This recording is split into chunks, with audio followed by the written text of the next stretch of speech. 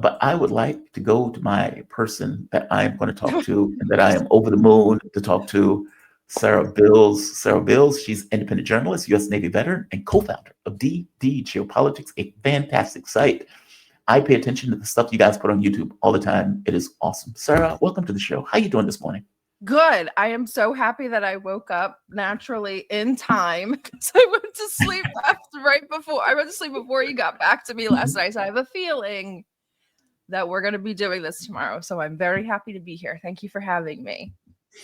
What'd you say? You woke up naturally on time? Yes, I didn't even need an alarm. My body was ready to be on live with Jamal. People should not understate that, because when my rooster alarm goes off at 5 a.m, that I know my neighbors are like, "Will you shut the f up?" It's so loud. But it's 5 a.m. and I'm an insomniac, right? So I'm going to bed at 3 o'clock. That alarm is my lifeline. That's the thing that's going to get me out of bed. No alarms necessary, thankfully. How are you? I have it at 5 o'clock, 5:15, 5:30, 5:45, 6 o'clock, 6:15. Take no chances. Okay. Take no chances. Look, I will tell you, I remember at the radio station one day, I woke up at like 9 o'clock. The show starts at 7.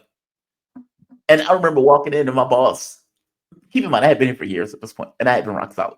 And only thing you could do was laugh. Couldn't get up. Yeah, man, I couldn't get up. Sorry. I am so glad that you're joining me. I want to start with an odd topic, and I need to get somebody specifically on this, but I'm fascinated with this, and there was certain reporting that I want to get your take on. This is Istanbul. This is Istanbul. This is a protest against Erdogan, because Erdogan apparently went after the mayor of Istanbul. Correct. All of these people are in protest. All of these people are freaking out. And it's not just in Istanbul. It's all over Turkey where there are protests against Erdogan. Now, I have to be honest with you. I didn't know. I assume Erdogan was somewhat popular. At the very least, had a majority. Maybe not, especially with this many people that are coming out. How damaging has it been that he has effectively arrested the mayor of Istanbul, who was apparently going to run in the race against Erdogan? And what people think of it as, okay, you're going after a political opponent. This is not, we're supposed to be a democratic country. Yes, you're a strong man. Fair enough. But we're supposed to have some semblance, patina of democracy in the country. And you going after the mayor who's going to run after you that may beat you, maybe, let's talk about that too, whether Erdogan would give up power in this way, is outrageous. There are even rumors that an airplane was leaving and they thought, okay, well, Erdogan is fleeing the country. I don't see him doing that, but who knows at this point we have this much protests. I mean, they were taking over police stations, government buildings. Yeah. Give me your take on this. This is astonishing for this to happen just out the blue. And one last point to add.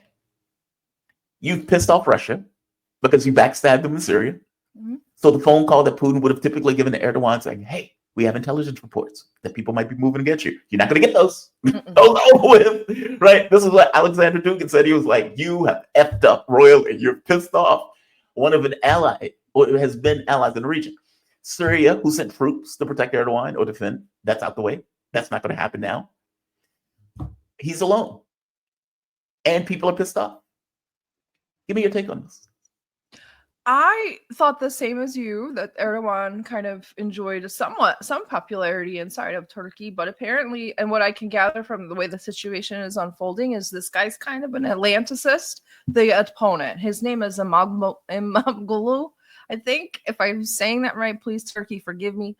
Apparently, it's one of those things where we have somebody who's very popular in the urban centers or in the cosmopolitan centers, gaining more popularity in those centers. Maybe he's not so popular in the more rural areas. So that's kind of the vibe that I'm getting. What happened is they voided his academic degrees. You need to have a degree in order to run for any office in Turkey, especially mayors of major cities, and obviously the president. So once that those degrees, they were nullified by way of the University of Istanbul and at Erdogan's request, obviously. But once they were void, that makes him no longer able to serve in the capacity that he's serving and no longer able to run. So then after that, he was arrested on charges of obviously fraud for the fake degree that isn't really fake.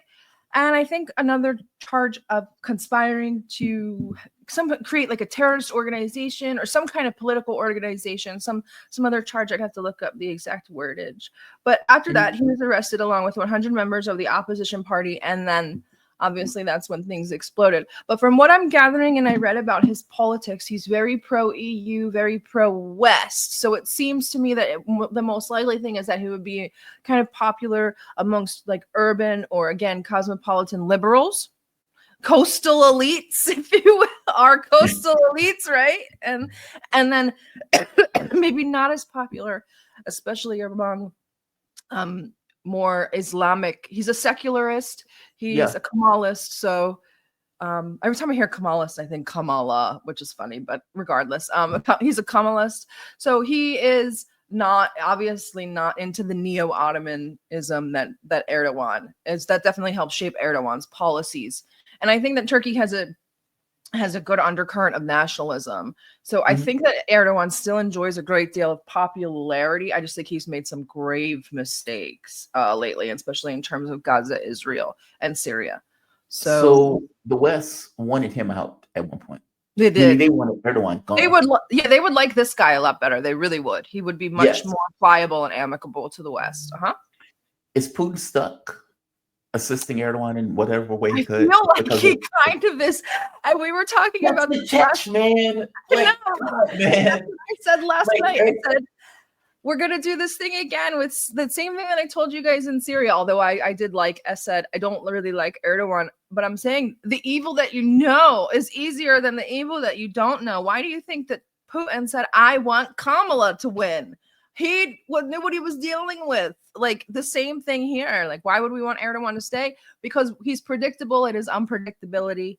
We know what he's going to do. We know what he's not going to do. That's more important. We know what he's not going to do. We know his wants. Yes. So I think that they might be stuck. There was a post that said something like, please, Putin, don't step in. Please, Putin, don't step in. But I was like, I had to take a step back emotionally and say, do I want him gone? Yes. But is it good for us? Probably not. So. I guess that's my feeling with Erdogan. And maybe that's the thought in the Kremlin. It's like, God damn. Yeah. Like, we don't. Gotta help this guy again? Yeah. It's like, if you get rid of him, the guy who's coming in is not going to be your friend. He's not going to be a friend. Like, he has clear priorities that are different than what the Kremlin may want. And so you can imagine them looking at this thinking, okay, what do we do with this? What do we do? What's the lesser of two evils? Atlanticism, neo-Ottomanism. How, like, those are tough choices. But that is a horrible choice. I mean, because Erdogan is effed over Russia royally in the Syria sphere. I would imagine Moscow knows that. I agree. But as you said, they got to put their feelings behind them, and if they can help in any way they may. And they will. That's how Russians are. That's how Russia works politically. They always do stuff that we're like, damn it. And then we have to be like, oh, right, you had to do that. I get it, sort of thing. So I won't be shocked. Now that's second or third time that Russia's saving Erdogan. So that's because people may not know that they were given a heads up by Russia. I'm sorry. Yeah, they were given a heads up by Russia that a coup was taking place. In China. And this was what, a few years ago, where Erdogan 2020, something like that, ruthlessly put down resistance against his administration. So we'll see. I mean, I don't buy that an airplane is left. I don't think Erdogan would leave. I don't get that sense. No, I don't think so either. I think they moved the plane preemptively. They just moved the plane. It happens a lot. Or it could have been a diversion tactic. So I don't think he was on it either. I just think the plane left. Yeah. If there was an election, and well, I guess this answers my own question, right? They voided the degrees, put the guy in prison. Can't run. So the notion of a fair election is kind of off the table, even if they had the election. Yeah. Just wow. I saw that and I thought to myself, oh, wow, that is amazing. One last thing, another thing I want to hit to, the Trump-Putin phone call. Give me your take of this. I haven't had a chance to talk to you about it, so I don't necessarily know how you view it. I ask everybody who does international politics their take on this, because everybody has a different answer. You get some people who are like, okay, this is nonsense. This is going nowhere. And you get other people who are far more hopeful and optimistic about it. I was really hopeful. You were past tense. Yeah, I was really hopeful. And then I kind of watched the surrounding kind of actions of Russia before the call. I mean, he made fun of Trump. They've said things like Trump does one thing and says one thing and does another. So then now we know they don't take his word seriously. I was hopeful in the sense that I don't want MAGA to have I don't think that MAGA's earned a relationship with Russia. But my selfish ass is like, well, I just want direct flights and to not have to go everywhere to get a freaking visa. Like, can I just get a consulate and a direct flight to Moscow? That's all I want. I don't need like good relations or anything. But it was the afterward. The Kremlin never released their own readout. The only readout we have is from the White House. So that weird. Wait a minute. I thought I was reading. Okay, maybe I'm wrong. I thought I was reading. They're citing the White House in RT, in RIA, and on the Kremlin website. They've cited the White House readout. They haven't even released their own readout. That tells me a lot. Then I read that weird little chunk that was like, the way that it was worded made me feel because I obviously translate Russian all day long. The way that it was worded, I was like, this just feels like a clunky mistranslation. I'm wondering what it was supposed to say. The part that said both parties agreed that Iran should never find itself in a position where it could destroy Israel. And it insinuated that they should never have the weapons to do so. But that's not a position that Russia holds. Right. I think that the actual statement is probably more like Iran and Israel shouldn't be in a position where Iran could destroy Israel, in the sense that Israel shouldn't open up that can of worms. That's what I would think that the translation should have been. I thought it was very telling that there was never an official post statement from the Kremlin, a reaction, and then following the phone call, the talks in Jeddah that are taking place this Sunday were downgraded from ministerial talks to nothing. The ones on Sunday mean nothing. Plus it wasn't a real ceasefire. It was kind of like a loose, like, all right, we won't hit the energy sites, whatever. It lasted 5 or 6 hours until Zelensky hit an oil refinery. Mm-hmm.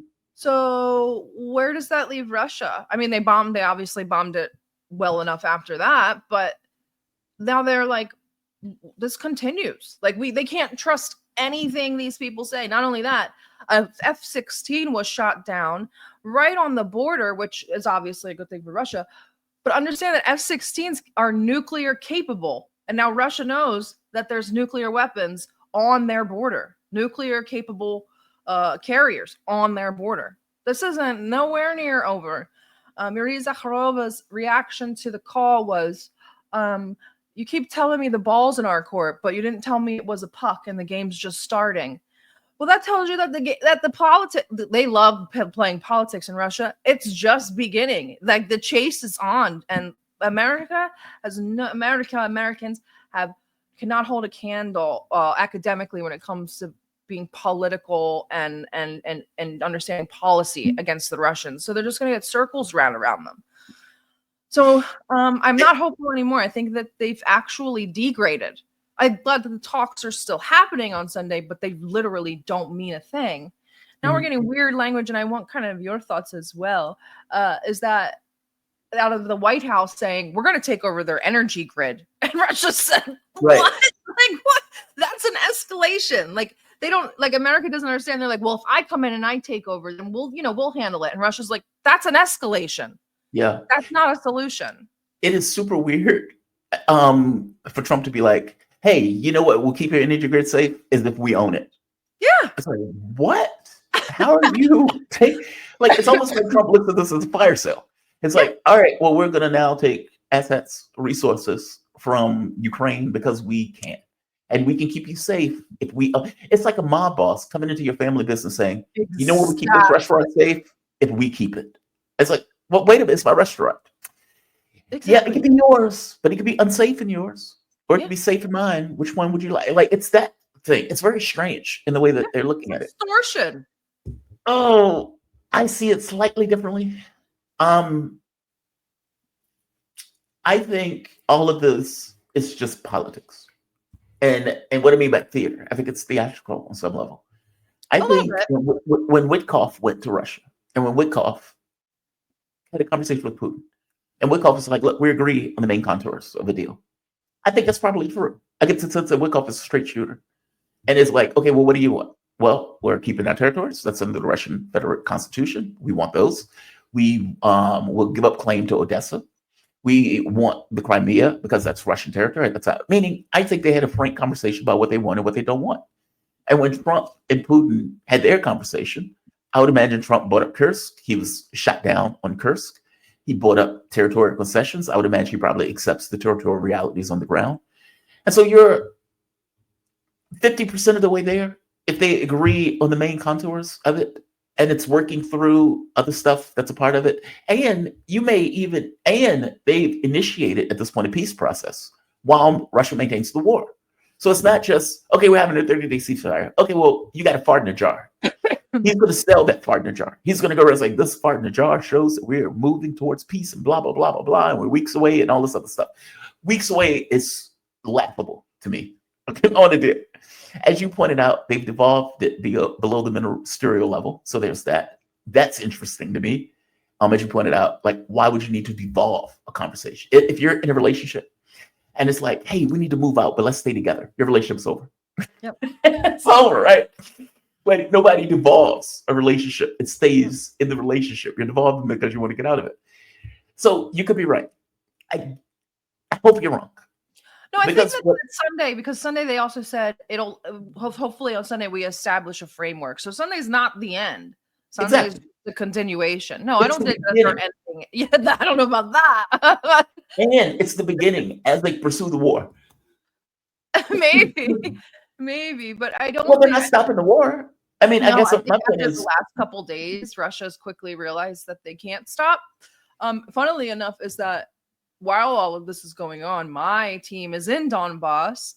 They went to the Zaporozhye power plant yesterday, and while they're there, it's being shelled by Ukraine. Are you serious? Is your team safe? Yeah, they're totally fine. It was just three artillery shells and not close to the actual nuclear power plant, but they're shelling in the direction, and it's like they don't want peace. Ukraine does not want peace. And I think that they don't want it just because of the pride factor, because they're never going to win. But Zelensky knows that if he asks for peace or concedes anything, the nationalists have already told him, we'll hang you. We'll hang you in this capital. We'll hang you in Kiev. Yeah. Yeah. There's so many things going on at once. The Trump angle is rather fascinating. Because I think he does want a deal. I think he wants to be able to go to Moscow, shake Putin's hand, raise his arm, and say, get the picture. Trump goes to Moscow. I think he wants that. So I'm going to put that in his camp, that he wants it. I'd agree. Whether he move towards it is a different angle. And whether an American president can somehow find something to sell out of a war that America and Europe has lost is also a secondary question of whether he can pull that off. In the same way he's selling this fart in a jar, I suppose he's going to sell whatever he gets out of the deal. And I guess the thing that interests me is that they are what started off as a 30-day ceasefire that nobody was going to accept. It was understood it wasn't going to be accepted. Has turned into Russia continues its military campaign as the U.S. and Russia involves in peace talks, which is different than the 30-day conception that was effectively put up. So I do find a bit of optimism in that. Because at some point, the Ukrainian military is going to collapse. And as they go through this peace process, they're going to get weaker and weaker and weaker.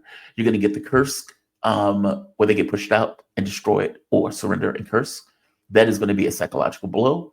And you're going to get a 2,000-kilometer front where Ukraine, at some point, their military will collapse. And this is going to happen and continue and proceed as they negotiate. And so it may be necessary for that weakness to hit the Ukrainian military, or for Russia to get to a certain point where they're like, okay, we're good. We can now have the ceasefire talks, providing you're not going to continue to give them weapons, meaning there may be a spot, that's a sweet spot, if that makes sense. Give me your take on that. Excuse me. I think that Trump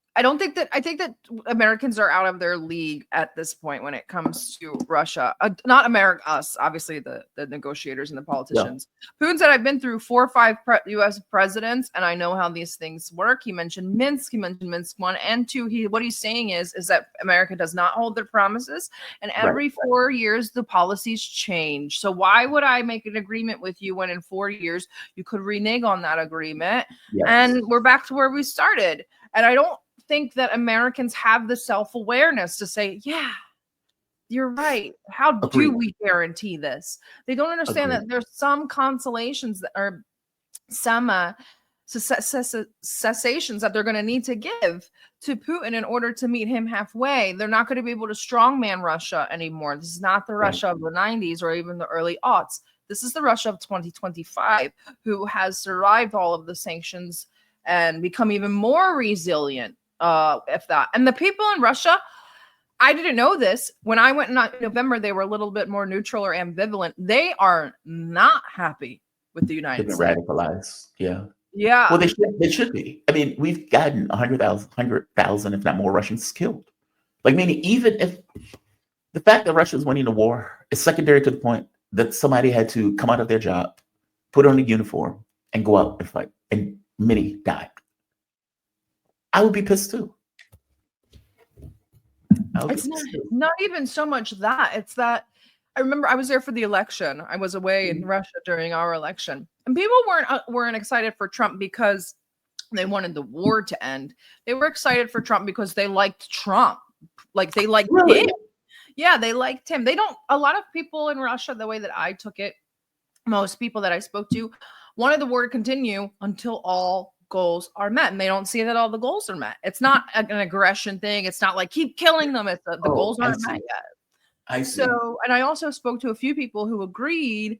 They weren't military people, but they were military peripheral. They worked and helped out with logistics and stuff. And they were talking to me and they were saying, even the people in Kursk said, if after all of this, if Putin stops short of what we want, we'll keep going on our own in Donbass. So they'll do a military mutiny on. So they're not ready to end. And then the people in Donbass, who you would think would be the most like, please let this end. It's been 11 years of this, are like, no, we are not happy either. So Putin is not like American leader in where he does take into consideration the will of his people. Plus, Russia's so massive and large and doesn't have the infrastructure that we do, that a mutiny is a very big possibility. They are very far flung out in Ukraine with the military leaders. If they decide to keep going, what's Putin going to do to stop them? Execute them? So there's a lot of power balance there. Not that they're fighting, not that they're antagonistic to one another, but they're saying if he doesn't support us in this endeavor, we'll just keep going anyway. We don't care. I've heard other people make that argument too, that all the goals of the military objective needs to be accomplished. Mm-hmm. This needs to be ended, not something that springs up in another 2 years. This needs to be ended. It needs to be settled going forward. Right. One of the interesting things was Root, where he comes out after having a conversation with Trump saying we need to renew diplomatic relations with Russia. Okay, that's pretty astonishing for the NATO leader to say that. After a conversation with Trump, NBC News is also reporting that Donald Trump is talking about pulling out of NATO, basically giving over European control to NATO. What do you think of these moves? I mean, it was thought that Donald Trump wasn't interested in NATO, didn't see the point in regards to the U.S. Leading a European entity. But I'm fascinated by this dynamic. The United States was using NATO as a power projection device. That's what I was just going to say. Yeah. So the idea that we're giving up our projection of power in Europe, is that a good idea? Like the Europeans have started 2 world wars. They're trying to start a 3rd one. Is that something, an influence we really want to give up? That's what I thought. I know that he looks at it as like, the dollar sign part of it, the red dollar sign, obviously, as we're pouring money into it. And yeah, we are, but that's kind of the way that our economy is structured anyway. Right. It's a power projection tool. We helped form NATO for that reason, and then later helped form the EU for that reason, to consolidate this power and make it easier for the Americans to control. I don't know why Trump doesn't understand that, or if he does and he doesn't care. But if you remove yourself from NATO, you lose all of that power projection in Europe. Yes. But maybe they don't care. Maybe they want to project power elsewhere. We know that they really don't like Iran. They're obviously projecting power right now in Yemen, and they want to project power in Taiwan. And maybe they just are spread too thin. But I think that's a really rash, very they that decision needs to be thought about. The leaving of NATO will collapse, and not that I don't like NATO, not that it's necessarily a bad thing, but in terms of the United States, I would think that it would be crushing in terms of soft power and influence in Europe. Yeah, maybe they just don't think Europe matters. That's sad. That's another thing I thought about, because we are very Eurocentric. Well, because we are always told, that's where our ancestry comes from, and now that's what kind of attaches us to these continents. And now it's kind of shown that our genetic makeup of America is getting less and less European. Our interests are shifting away from Europe. Europe also isn't economically sound like it once was. It's more like a welfare state at this point. It needs a lot of help, and Trump doesn't see it as America destroyed them, or he sees it as, well, I didn't do it. I'm just reacting to the situations that I have. But yeah, it's a real. I think it's a terrible idea to withdraw from NATO. But I also the selfish trait in me wants to see it go away completely. So I'm fine with it. Is he right that Europe no longer matters? No. I mean, the G7, for example. Okay, well, the G7 is no longer the G7. You have the BRICS nations that bring in more economic bang for the buck than Europe, than the G7. Russia has moved up to what, like number 5 or 4 or something in regards to economic power. And yet they're like, yeah, we don't need to be part of it anymore. we're BRICS. You guys do what you do. We don't need to be part of that. And hard power wise, that, maybe they could take over a rowboat or something. Right. Maybe they could take over, Mali. Right. Smaller country. But in regards to the big dogs, they don't matter militarily. They're in shambles. But here's the thing.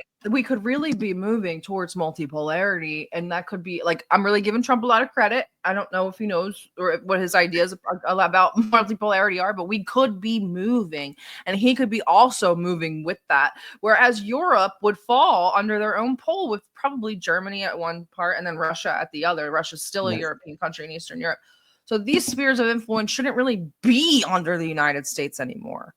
So that's also the other side of it. In multipolarity, there's no reason why the United States should be the geographical hegemon of Europe. We're not in Europe, so we would be the hegemon of North America. You know what I mean? So maybe he's thinking of it that way, because Rubio admitted more than once, we are now in a multipolar world, and we need to start acting like we are. And that requires a lot more give than America's used to.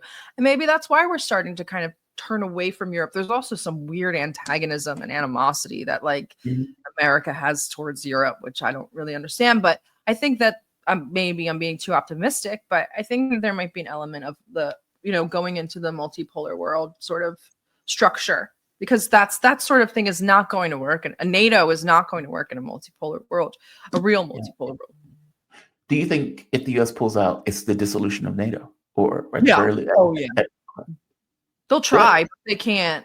They won't be able to resuscitate it in time for it. They won't be able to reindustrialize in that sector in time to keep NATO going. So you think it would collapse if the U.S. pulls out? Yeah, I think it would be a paper tiger at best. It might stay together, but it won't. There won't be anything to speak of for at least a few years before they get. I mean, Volkswagen's now talking about getting up and building military equipment. That's going to take years to even change the factory over. What are we doing here? Yeah, I saw that. Not only 50 years to change a factory over. How useful is putting tanks for an economy? Right. I mean, it may be a little bit, but it's not like a car in the way that you get multiple people trying to use cars. Right. Those tanks only matter if they get blown up. And I don't know if Germany is trying to start a war where they can just, hey, it's good for the economy to build tanks in a war. You're not in a war. Most people aren't structured the way we are. War isn't really profitable for other people. It's profitable for us because we have a war economy. They don't. Germany has an industrial economy that's been completely deindustrialized. They have to reindustrialize it to become a military economy. It's just not feasible. It's just not possible. Their industry is leaving en masse to go to China and to the United States. So I just don't. It just Germany would have to be the leader of a NATO. In Germany and France and maybe Britain would have to be the leader of a NATO inside of Europe. And I just don't see Germany being able to. And now we have Canada trying to join the EU. Everything is crazy. I think that the Europeans are also very attached to the idea of NATO. This weird, like, this is our safety blanket. Don't take it away from us. And now we're being abandoned by the United States. It's like, you're not really our partner. I don't know. The whole thing is very strange. Like but I do hope that he does pull out of NATO and that NATO goes away and that we can, because it's a step that has to be taken in order to keep going towards multipolarity anyway. These old liberal institutions that consolidate power under the West, they need to go. So it'll need to end eventually anyway. I would like to give a shout out to DD Geopolitics for getting a shout out from a Congress member. I have to play this. The fact that you guys do good enough work where Congress is pointing it out. Shout out to all of you for this. This is Marjorie Taylor Greene. Love her. Raising an article that you guys did. One of the most extensive examples of regime change operations fueled by USAID is that of their role in the Syrian civil war aimed at toppling Bashar al-Assad. Reports from DD Geopolitics and other sources estimate that USAID funded over $15 billion into Syria over a decade, covertly funding opposition groups, mercenaries, and anti-government networks under the cover of humanitarian aid. This included support for militant factions and propaganda efforts, often in collaboration with the National Endowment for Democracy. Congratulations. Thanks. I don't know if people can see it, but even in the background says DD Geopolitics. This is going to be in the congressional record forever. Well, I'm serious. I'm not being facetious. I know it's Marjorie Taylor Greene. I don't care. A Congress member is boosting an article that you guys did, and it was good enough work for her to actually go through the data that you guys provided in order to put in a congressional record on the issue of USA. I got into an argument with somebody about USA yesterday, and I was pointing out to them, I don't care if it feeds a random baby, if it's getting thousands of babies killed. Yeah. Meaning, I don't care if it goes into a place and say, here, baby, here's, baby food from USA. If in the other wing, it's getting 1 million people killed in Ukraine, hundreds of thousands killed in Syria. Yeah, literally. So it's like, okay, the random baby, I don't care.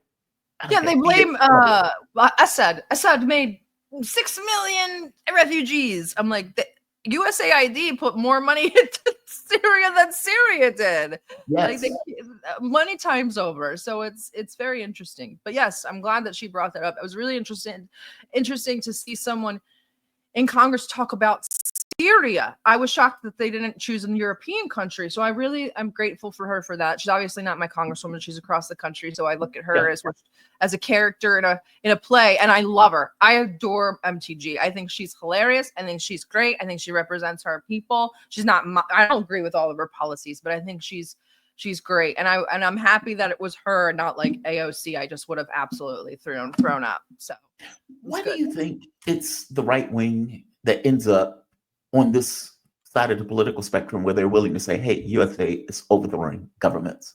And yet, domestically, they're so into this, we need to cut things to the bone, we need to get rid of social services, public services, etc. It is a weird political shift that I don't quite get. To be honest, it just came up. MTG, I will give her the credit where credit's due. She has obviously made the very correct connection that regime change and destabilization creates more war. And she is a true blue anti-war, not a pro-peace, anti-war. She does not want us to be involved in any more conflicts. So that's the angle that she's coming from. And I get it. That's really pragmatic and almost admirable.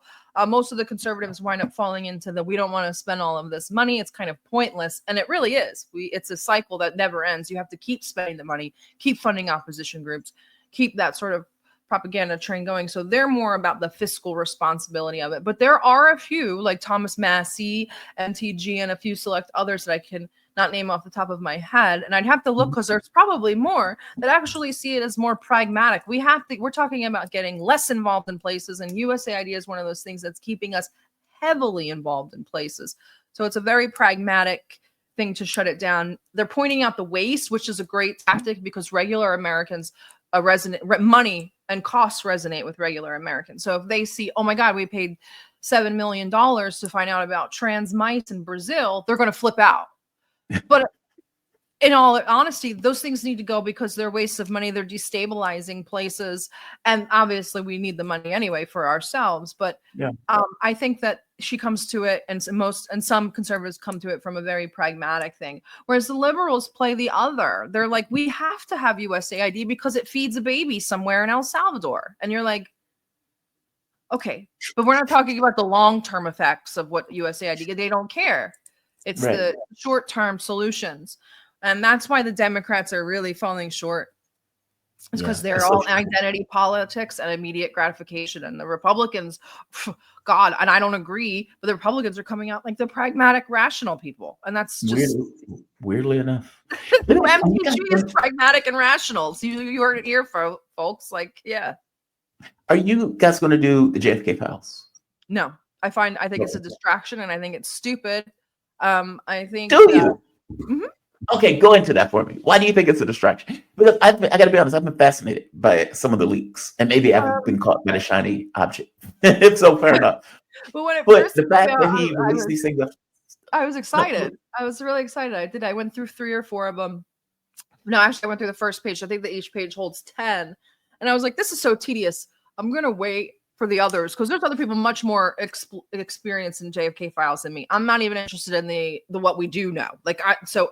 It's just something that I find to be a huge can of worms that I'm not ready to tackle. So I also don't love conspiracy theories and speculations because I'm not creative enough.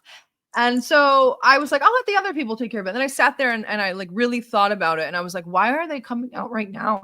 And I'm like, so I wrote on our page, I said something like, let me get back to the stuff that matters, the news.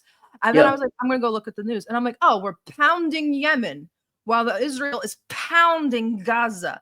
And who the hell knows what's going on in Syria? Turkey's bombing Iraq and northern Syria. So it's like this dude is starting World War III. And he's going to hang in the JFK files in front of us. And it's great because, and you want to know what, these politicians, as sad as it is, American politics gleans a lot from Twitter about public opinion. And especially the Trump administration, they really are in tune with what's going on Twitter. Well, then the spaces just went nuts, and they're all JFK files. And I said, screw this. They want everybody to pay attention to the JFK files. Why? Because they didn't release the Epstein files, which is what really matters. That's something we can do something about because it's still happening right now. We're letting sex offenders and admitted sex offenders back into the United States and into the White House, and we're bombing the hell out of Yemen. All at the same time, he releases the JFK files, which even if it came out when front and center said Israel did it, what would that change? Yeah. And would they even admit it? What would that change? We're in World War III, literally. Nothing about the ceasefire talks in Ukraine and Russia has come to fruition. And we've started bombing Yemen, you're bombing rubble. You're bombing what's already been bombed. So it's like. That is a really good point. Donald Trump came in as, I'm going to be the guy that end wars, not start them. And you're bombing the hell out of Yemen. I mean, to be fair, the Biden administration did too. And it didn't do anything. The Biden administration told me they were saying no new wars and we're anti-war. So. Well, I'm not saying let's bring Biden back. I feel like we can work better and more pliability with the Trump administration. There's more potential for change and stuff like that. But they did say no new wars. Not getting involved, and not only did they go back on that, they were starting a war. Why? Because China negotiated peace between Saudi and Yemen. So no longer can we say, Saudi, go bomb Yemen for us with our bombs, because that will insult China and potentially, whatever. So we do it for them now. That's exactly what Are we doing it for them, or are we doing it because we're doing it for us, but we do it. Yeah. We don't have to. We can't tell them to do it anymore, so we have to Yeah. do it ourselves. Yeah, and this whole kind of setting up. Now, I don't know how serious they are. If it's just testing the waters, but this whole like whatever Yemen does, we're going to hit Iran. How does that even make sense politically? It doesn't. It does. I don't even know how the U.S. makes that argument, considering we've been arming Ukraine. I mean, we've given Ukraine $300 billion in arms and money, and then we're going to turn around and say we're not involved. However, Iran is if it arms the Houthis. Right. I don't even know how they would arm the Houthis at this point. I mean, as my guest pointed out the other day, they've been shipping lane, they've been blocking all that stuff, and so whatever Yemen is making, they make. In fact, I'll just ask you: How does Yemen do that? A lot I mean, of the vision. not manufactured, they're assembled there. They buy a lot of stuff from China, a lot of piecemeal parts from all over the world and piece things together, especially their drones and some of their more crude missiles. I don't think that there's much left in the way of stuff that's been given to them or imported. I know Russia gave them weapons at one time, and obviously Iran has supplied them, and so has China. But I think that those pipelines are pretty much gone, and they're left with what they have and what they can make now. Yemenis are a different breed. You're not going to be able to defeat them. They're not even like Iraqis. They're nothing like Afghanis, and they're even fiercer than those two groups of people. They're more resourceful because they've had to be. They just don't know. We're getting ourselves into another quagmire. You can't beat most of these countries unless you do a ground invasion. And if we do a ground invasion, we're already casualty aversive as a whole. We will lose so many soldiers, you'll turn right back around and leave. Like it's a very frivolous and pointless endeavor. We're bombing rubble and mountains is what we're doing, and we're killing kids and women. I've spoken to them, and keep in mind, this is Ramadan, and Yemen is very big about Ramadan because they have nothing else besides religion. They have no food, they have no schools, they have no nothing. So they're very serious about religion. They're very serious about Ramadan, and now we go and bomb them. It's just gross.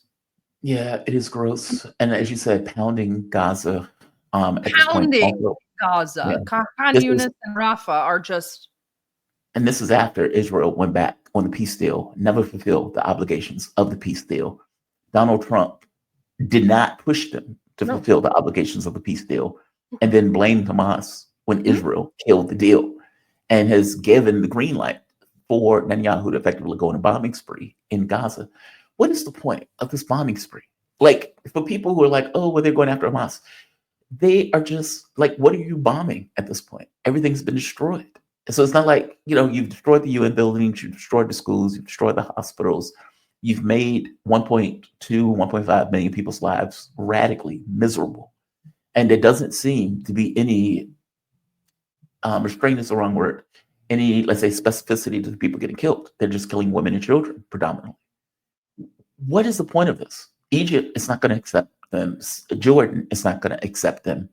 And so basically you're stuck in a position where you need to kill everybody or expel. You can't expel. So what is the goal? You're going to kill 1.2 million people? Like, give me your take on this. What is the point? I talked to some Zionists last night, and I kind of asked them the same thing. And they said, well, buffer zones. And I said, what? Who's going to man them, and who's going to live in them, and who's going to patrol these buffer zones? I said, why are you moving into the buffer zones then? Why are you resettling? This is obviously a Greater Israel project. And then finally they relented and were like, yeah, I don't know. I don't know why. So for somebody that's not like a militant Zionist, that's like, let's ethnically cleanse all the land of everyone but Jews, for them, this is really irrational. But for a lot of the people, a lot of the very staunch Zionists, they're like, no, we obviously need to kill them all. Like, that's very, like, they're very matter of fact about that. And that's why the other headline this week was Trump looking to move the Palestinians to Syria, because they know that they will kill them all. They'll kill them all. They don't care. And they'll do it with American weapons. And we backed ourselves into a corner because we said, Trump said verbatim, I will give them the tools necessary to complete the task. So we're on the hook for this too. So I don't really know. I don't know what to say about Gaza anymore. I'm at a loss for words.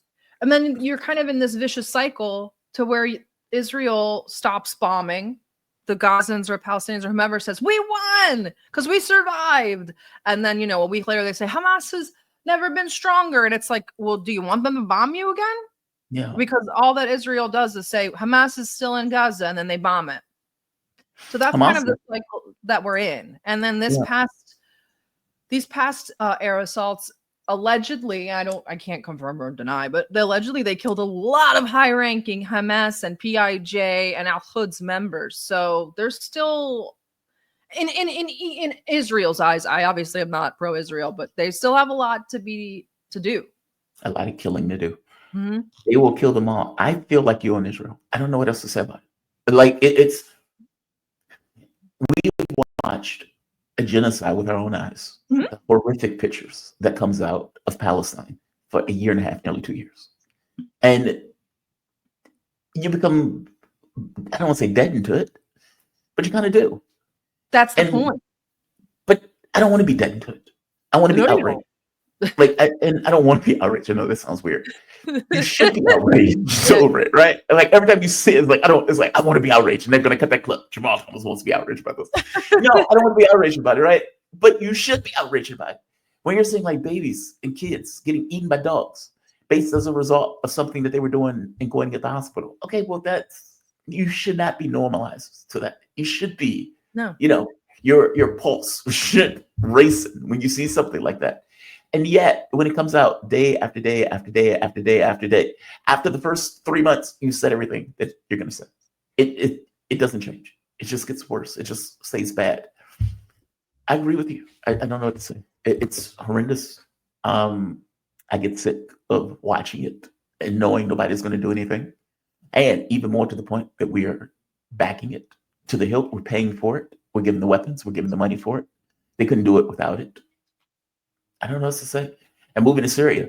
For people, though, who are Democrats that see Trump is bad. Look, Joe Biden was also trying to get those people out of Gaza and either move them to Jordan or, for that matter, Egypt. And both countries said no, just like Donald Trump tried to move them to Egypt and Jordan, and both countries said no. And so now Trump's like, hey, Syria is a patsy. What about that? Right. By the way, last question. Do you think they're going to do it? Yeah. Do you think they're going to even be able to do that? All right, let's say hypothetically they do move them to Syria. All this does is set the stage for the next ISIS that they want to make. You've got a lot of very disgruntled Sunnis. A lot of them are affiliated with the Muslim Brotherhood and supported the overthrow of Assad. They support HTS. In Gaza, there's a lot of support for the overthrow of Assad. In West Bank, not so much, because West Bank and Assad they're almost like two different countries. Putting those two back together would be a mess. Not that they would go to war, but it'd be a messy. The West Bank and Gaza, totally two different policies. But yeah, so you're going to move the people that were in support of the overthrow of Assad into the place where the people who support the overthrow of Assad are committing genocide and war crimes. I mean, it feels like, oh, if we do this, we could definitely have an ISIS 2.0. And then we have a patsy or a puppet state right there and smack dab in the center of the Levant. Israel is a client state. They're not a puppet state. They don't do what we want them to do. They're a client state and a vassal state because they live off of our welfare, but they don't listen to what we say. And we try to make it look like we're not telling them what to do anyway, so we don't feel like stupid when they don't listen to what we say. But Syria is literally a puppet state up for grabs. They have no idea what they're doing in there. They have no idea how to govern, and they're losing quickly. They're losing ground quickly in terms of popular opinion because the people have less now than they did under Assad. Sarah, I always appreciate these conversations. You are fantastic. Thank you. Thank you. Sarah Bils, independent journalist, U.S. Navy veteran, and founder of DD Geopolitics, as heard from in Congress by Marjorie Taylor Greene, as she referenced the articles that DD Geopolitics was putting out. Great job. Thank you so much. Have a good weekend. You too. Be safe. Enjoy.